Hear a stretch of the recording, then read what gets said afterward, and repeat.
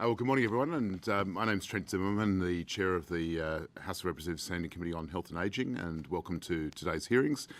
My apologies for being late, proving that the closest is usually the last to arrive.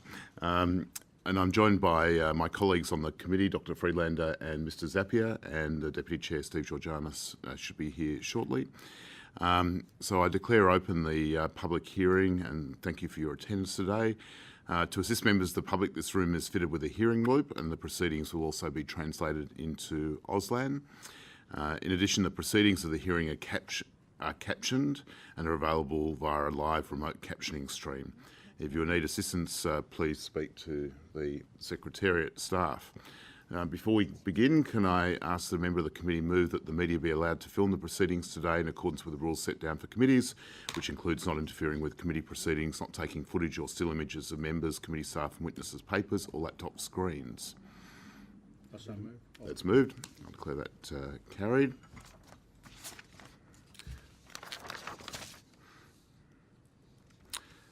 So our first witness this morning is Dr. Daniel Brown from the University of Sydney. Welcome, Dr. Brown. Thank you very much.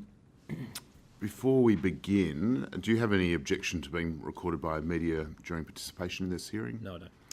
And for the Hansard record, would you please state your full name and the capacity in which you appear before the committee? Dr. Daniel Brown, and I'm appearing as a representative of Sydney University. Great. These hearings are formal proceedings of the Parliament. Giving of false or misleading evidence is a serious matter and may be regarded as a contempt of the Parliament. The evidence you give today will be recorded by Hansard and attracts parliamentary privilege. Would you like to make a short opening statement that goes to your submission? Yeah, sure. Thanks very much, Trent. So first off, I just wanted to thank very much the committee for giving me the opportunity to give witness today. By way of introduction, I'm a Cochlear and Vestibular physiologist, which means I'm a laboratory researcher. There's essentially two issues I wanted to discuss today. The first of which relates to what I can see as a need or opportunity for Australia to make great inroads through improving the diagnosis of dizzy patients in first-line healthcare centres, particularly the emergency department. And it's here where I think that significant financial and social burden can actually be alleviated through the use of newly developed vestibular testing that has been developed in Australia. The second issue I want to discuss relates to drawing attention to the fact that we've seen a steady decline in the number of people performing basic hearing research in Australia. And but by basic, I mean essentially researchers that are exploring the fundamentals of hearing, the cause of hearing loss, and are trying to develop new therapeutic or medical devices to improve hearing. As an endpoint to both of these issues, I would strongly support making hearing health and wellbeing a national research priority. And I also suggest that balance health be incorporated within that umbrella research priority as well, given the large overlap between hearing and balance disorders. Thank you very much. Who'd like to lead off with any questions? Dr. Friedlander. Yeah, look, thanks very much for coming and giving us the benefit of your research, and certainly it's an important area. And is there evidence that this is an increasing problem as our population is ageing? Is the first question I'd like to ask. Certainly, as our population is ageing, both hearing and balance disorders and the cost and financial, social cost and financial cost of those disorders is increasing. Particularly with balance disorders, the incidence increases quite significantly with age. Right. And so for patients who are essentially admitted to the emergency department, one of the key factors or one of the key things that occurs is to try and understand whether or not their dizziness is caused by a peripheral or a central disorder. And the key issue being there is that if it's a central disorder, there's a risk that it could be due to a cerebrovascular issue like a stroke, and that can potentially have life-threatening consequences. So for the elderly patients admitted to the emergency department with dizziness, they're often sent off for imaging, and often is the case that that imaging could have been supplanted by bedside tests by studying the vestibular system through monitoring eye movements, and that would have prevented the patient from going off to imaging would have given them a more accurate diagnosis, and that would have alleviated some of the financial burden of the imaging associated with that. Yeah. Leading on further, have you thought about the pathways of vestibular assessment that we could, on a population basis, access? Certainly, there's been several publications by top-level researchers who have accurately assessed the steps and the processes which should be taken for diagnosing dizzy patients. There's now guidelines in the emergency department to assess patients. There's a particular guideline which has been, or acronym that's been termed HINTS, which essentially involves a head impulse test, which is a test of the vestibular system. This is for dizzy patients again. And then looking for nystagmus, which is slow movements or rapid movements of the eyes, with either spontaneously or upon gazing in a particular direction.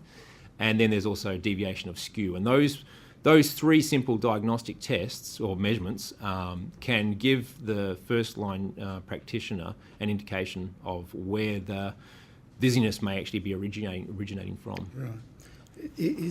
Would you think that there is any role for the National Acoustics Laboratory, for example, in these sort of assessments? So one of the issues that I want to raise today is the fact that there is an increasing movement, at least for hearing research, towards clinical research.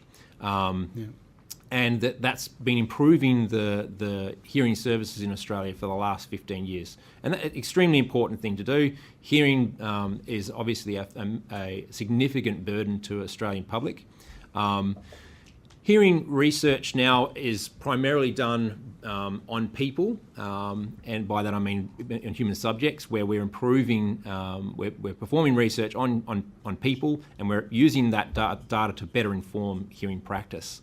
The same isn't necessarily true of vestibular research yet, but that's why I advocate that there should be a same level of commitment towards improving clinical research for vestibular disorders as there currently is for hearing disorders. And that's where I think institutions like the National Acoustics Laboratories could actually come into play, because we're talking about the development of vestibular devices, and NAL have a unique experience in developing such medical devices. Okay, thank you very much. Dr. Brown, I just want to pursue the issue of the researchers themselves, and within your submission you talk about the dwindling number of researchers. Firstly, what do you attribute the causes to the dwindling numbers to? And secondly, that figure of 13 that you talked about that came together in, I think the last time you had a conference, I take that's from across Australia? Yes. Yep. Yes. So in terms of the reason for the decline, I think that's primarily driven by a push for students to be taken up into the clinical research side of things. So what I'm talking about here is the basic laboratory researchers in Australia is decreasing. Australia did have 30 years ago some of the world's best auditory physiologists and auditory neuroscientists, and that led to things like the discovery of the cochlear implant and the improved understanding of how the cochlea works. The professors that were at the forefront of cochlear and basic science back then have now reached retirement age, and they simply haven't been supplanted by mid-career researchers, primarily because there's been a push, an overall research push, not just specific to hearing, but an overall push from basic laboratory research through towards translational clinical research, which then gets translated into clinical practice. So that's where I think the bulk of students wanting to get into research has been taken up to. Students that are interested in frontline laboratory research for hearing are now driven towards going overseas once they've finished their PhDs. And we've seen a lot of that in the last 5 years. We're now producing a lot of PhD candidates who are no longer staying in Australia and developing their careers, and they're actually moving overseas. Now, part of that is actually the nature of research. Most students are encouraged to go overseas for a postdoctoral part of their career once they've first finished their PhDs, and certainly that's what I did. But fewer and fewer of them are returning to Australia because the opportunities for laboratory hearing research overseas is much, much higher. Who's responsible for those opportunities? Is that a government thing? Is it the universities themselves? I'm just trying to get my head around. I think that's the universities, but it's also comes from the resources that the universities and the resources and the institutions that the universities are aligned with.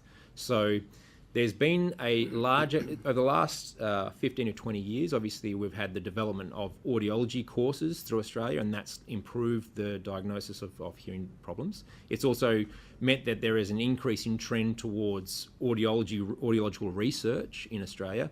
And so students coming through now see the wealth of research that's been performed in the clinical field, and they feel that this is my own subjective opinion, that they get this impression that that's where their careers lie, and so that's where their attention is taken towards.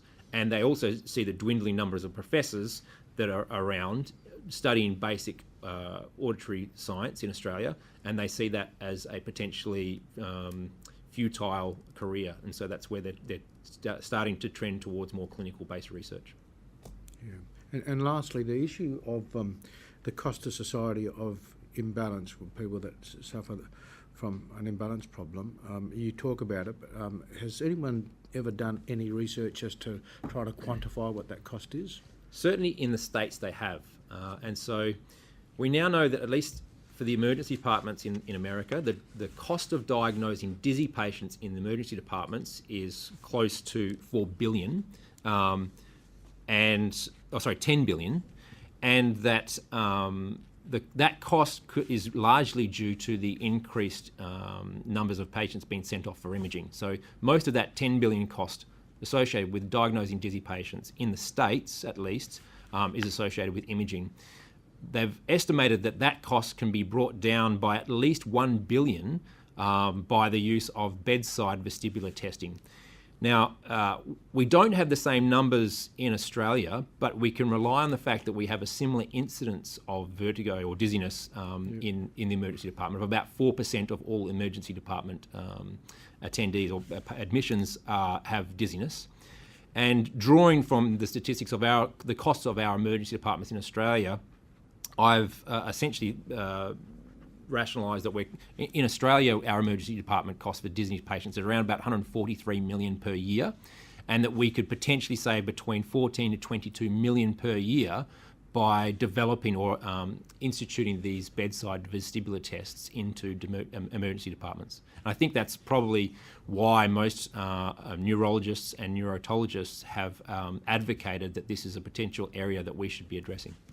Thank you.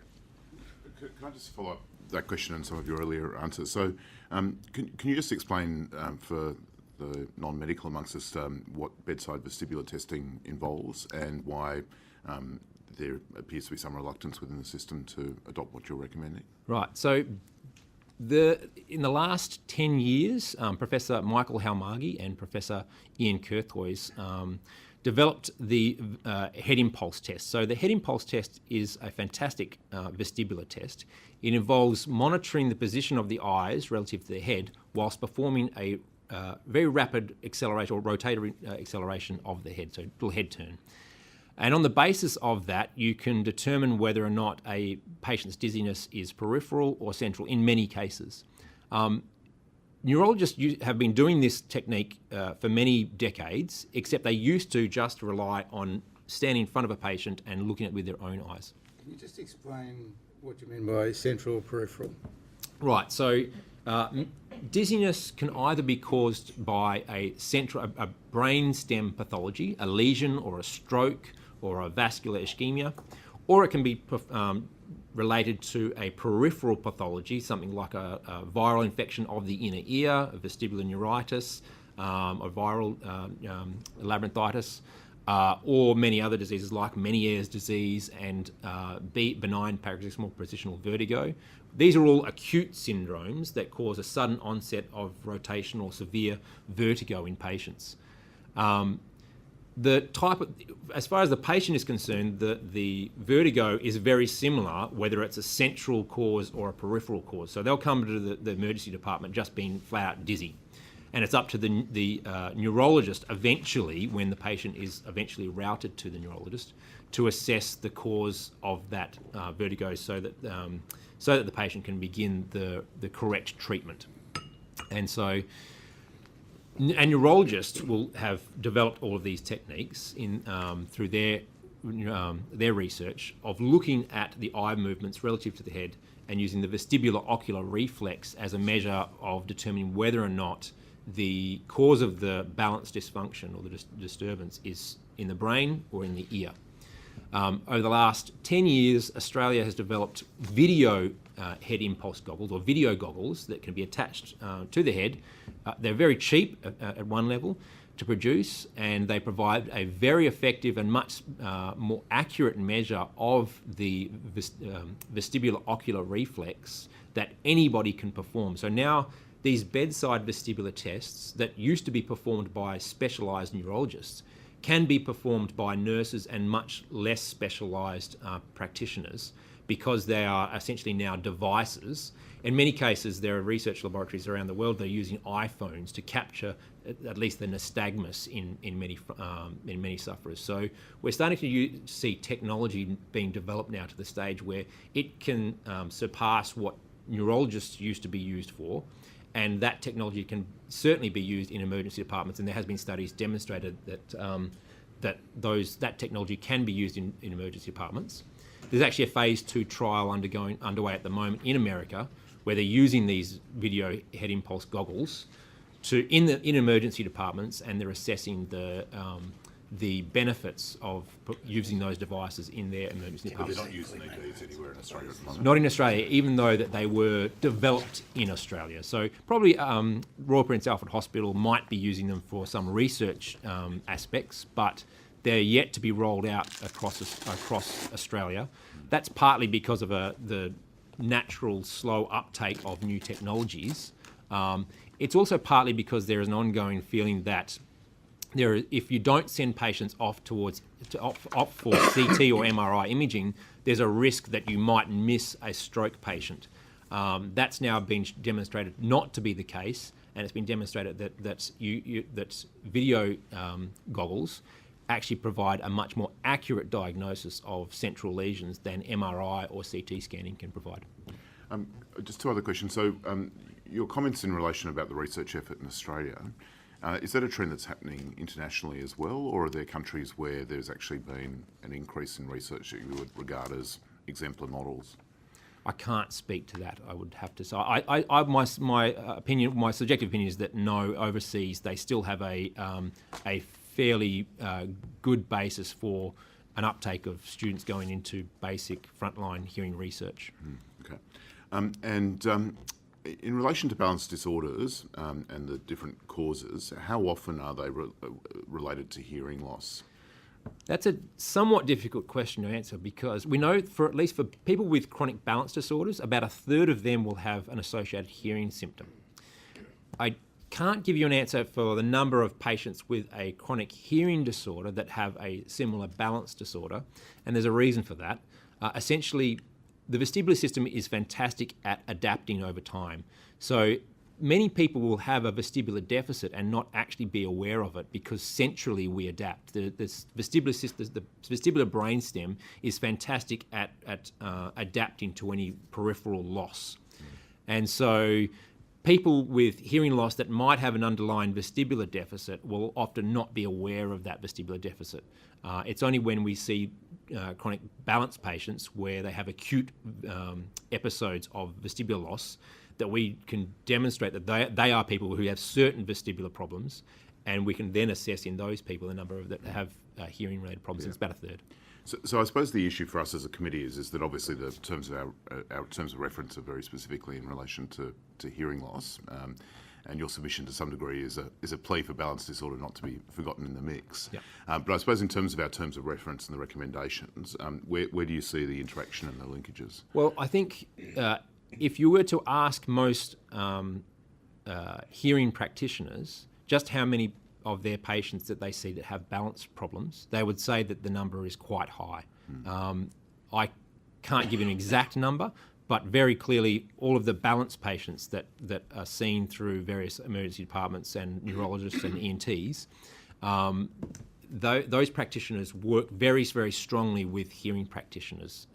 Most balance patients will be seen by both hearing specialists and balance specialists. Obviously, audiologists, and I've been involved in training audiologists through master's courses in Australia. And one of the things we do, we spend a large portion of time educating them about vestibular disorders, specifically because we're aware that they certainly will see a high percentage of patients with balance disorders. Obviously, it's not just the fact that they'll be looking at patients with dizziness. They also have to understand the anatomy of the inner ear, and the inner ear houses both the cochlear and the vestibular organ, and pathologies that affect the inner ear tend to affect both hearing and balance. Okay. Any other questions?